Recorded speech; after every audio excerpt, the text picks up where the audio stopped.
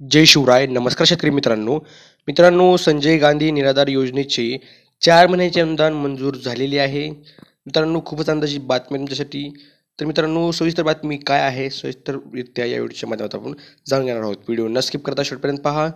व्हिडिओला लाईक करा, चॅनलला सबस्क्राईब करा. आता व्हिडिओ सुरू करूया. संजय गांधी निराधार अनुदान योजना व वृद्ध भूमिहीन शेतमजुरांना अर्थसहाय्य योजना जिल्हा आस्थापना वेतन व वेतनेतर खर्चासाठी माहे एप्रिल ते जुलै 2024 करिता अनुदानाचे वाटप महाराष्ट्र शासन सामाजिक न्याय व विशेष सहाय्य विभाग यांतर्गत हा निर्णय घेण्यात आलेला आहे. मित्रांनो, सन 2024-25 या आर्थिक वर्षाकरिता संजय गांधी निराधार अनुदान योजना जिल्हा स्थापनेसाठी ₹81,87,87,48,760 फक्त व वृद्ध भूमिहीन शेतमजुरांसाठी अर्थसहाय्य या योजनेवरील स्थापनेसाठी ₹17,17,25,840 इतकी अर्थसंकल्पीय तरतूद लेखा अनुदानाद्वारे माहे एप्रिल ते जुलै 2024 या कालावधीसाठी मंजूर करण्यात आली आहे.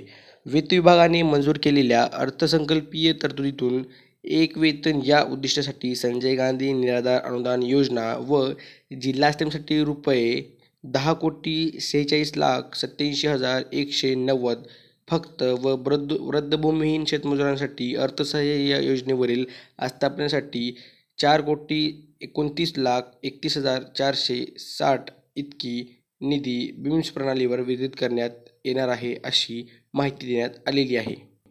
सदरहून निधी सर्व विभागीय आयुक्त कार्यालयांना माहे एप्रिल ते जुलै 2024 या कालावधीकरिता या उद्दिष्टासाठी या शासन निर्णयाद्वारे सोबतच्या विवरणपत्राप्रमाणे निधी वितरित करण्यास मान्यता देण्यात येत आहे. तर मित्रांनो, कोणत्या कोणत्या विभागांना ही रक्कम जाणार आहे ते देखील माहिती आपण जाणून घेऊया. मित्रांनो, माहे एप्रिल ते जुलै 2024 करिता अनुदानाचे वाटप इथे विभागीय आयुक्त दिलेले आहे. पुढे संगणक संकेतांक दिलेला आहे. वेतन रुपयात दिलेला आहे. पुणे, कोकण, नाशिक, नागपूर, अमरावती, औरंगाबाद यासाठी एकूण जी रक्कम आहे मित्रांनो 10,46,87,190 फक्त इतकी रक्कम इथे वितरित करण्यास मान्यता देण्यात आलेली आहे.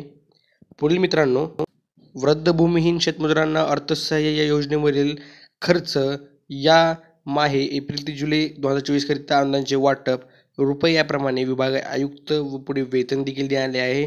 पुणे, कोकण, नाशिक, नागपूर, अमरावती व औरंगाबाद यासाठी मित्रांनो एकूण जी निधी वितरित करण्यात आली आहे ती म्हणजे ₹4,29,31,460 इतकी रक्कम वितरित करण्यास मान्यता देण्यात आलेली आहे.